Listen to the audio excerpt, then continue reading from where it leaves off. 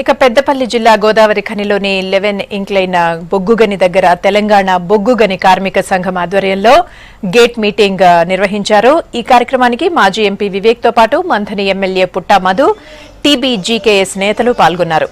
నేతలు, యూనియన్ నాయకులకు ఘనస్వాగతం పలికారు. కార్మికులు బొగ్గుగని ఆవరణలోని దుర్గాదేవి ఆలయంలో ప్రత్యేక పూజలు చేశారు. యూనియన్ నేతలు వివేక్ సమక్షంలో 200 మంది ఇతర సంఘాల కార్మికులు టీబీజీకేఎస్ లో చేరారు. వారసత్వ ఉద్యోగాలు కల్పించి ఎన్నికల హామీని సీఎం కేసీఆర్ నెరవేర్చారన్నారు వివేక్. ఏళ్ల తరబడి పెండింగ్ లో ఉన్న డిపెండింగ్ జాబ్స్ కి అనుమతించిన సీఎంకు కృతజ్ఞతలు చెప్పారు టీబీజీకేఎస్ నేతలు. ప్రయత్నం చేసి ఈ వారసత్వ ఉద్యోగాల్ని తెప్పించడంలో వారు ఏదైతే ఆదేశాల ప్రకారంగానే సింగరేణి యాజమాన్యం ఒప్పుకున్నారు. కేసీఆర్ గారు గుర్తుపెట్టుకున్నారు. సింగరేణి కార్మికులందరూ కూడా మంచిగా మనకు ప్రోత్సాహం చేశారు. తెలంగాణ ఉద్యమంలో మనం వారిని ఎప్పుడు కూడా మర్చిపోదని చెప్పి కేసీఆర్ గారి గుండెలో మీరు అందరు కూడా ఉన్నారని చెప్పి మళ్ళొకసారి మీకు అందరికి గుర్తు చేస్తున్నాను. ఈ విషయము మా నాన్నగారి 87వ జయంతి సందర్భమున నేను కేసీఆర్ గారిని పిలవడానికి వెళ్ళడం జరిగింది. నేను ఆ రోజు ఇదే వారసత్వ ఉద్యోగాల గురించి చర్చించడం జరిగింది. కవిత గారు కూడా ఉన్నారు. వారు బతుకమ్మ సంబరాల్లో ఉన్నప్పటికీ కూడా లేదు, ఈ మనం అందరం కూడా మాట ఇవ్వడం జరిగింది, ఈ వారసత్వ ఉద్యోగాలు ఎట్లన్నా చేయాలని చెప్పి వారి నాన్నగారి గురించి చెప్పడం జరిగింది. సింగరేణి సంస్థ తెలంగాణలోనే పెద్ద సంస్థ, 50,000 మంది పనిచేస్తున్నారు. వీళ్ళందరికీ కూడా మంచి ఉత్పత్తి చేస్తున్నారు. ఇతర మైన్లు చూసుకున్నప్పటికీ కూడా మా సింగరేణి కార్మికులు చాలా కష్టపడి వీళ్ళందరూ కూడా ఉత్పత్తి చేసినప్పుడు వారికి మనం ఈ వారసత్వ ఉద్యోగాలు ఇస్తే చాలా బాగుంటుందని చెప్పి వారు ఆదేశాలు ఇవ్వడం జరిగింది.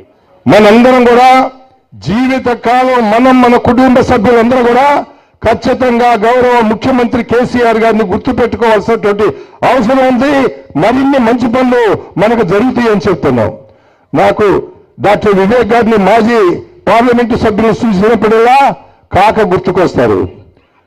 మరి సుమారు 60 సంవత్సరాల బట్టి కార్మిక రంగంలో ఉండి అనేక పోరాటాలు చేసి అనేక అగ్రిమెంట్లు చేసి లక్షలాది మంది ఈ కార్మికులకి న్యాయం చేసినటువంటి ఘనత కీర్తిశేషులు మరి వెంకటస్వామి గారు మాజీ పార్లమెంటు సభ్యులకు ఉంది.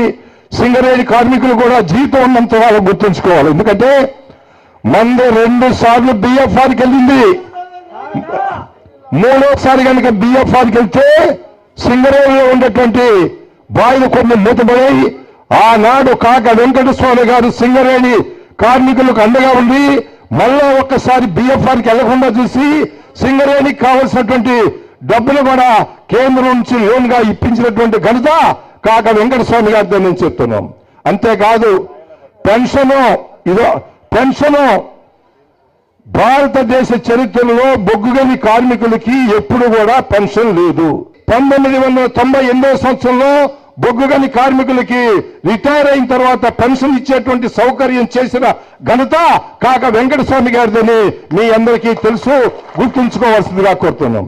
వారసత్వ ఉద్యోగాల్ని మళ్లీ పునరుద్ధరించాలి, వారి కోరికను నెరవేర్చాలనేటువంటి ఉద్దేశంతో ఉన్నటువంటి దాంట్లో ప్రముఖ భూమిక వహించినటువంటి వ్యక్తి మన మాజీ పార్లమెంట్ సభ్యులు డాక్టర్ వివేకానంద గారు. తెలంగాణ బొగ్గుగని కార్మిక సంఘం టిఆర్ఎస్ అంకెలతో సహా పవర్ పాయింట్ ప్రెజెంటేషన్ ఇచ్చి వారసత్వ ఉద్యోగాలు పునరుద్ధరిస్తే లాభమా నష్టమా అనేటువంటి చర్చ సందర్భంలో డాక్టర్ వివేక్ గారు ఒకటే చెప్పారు.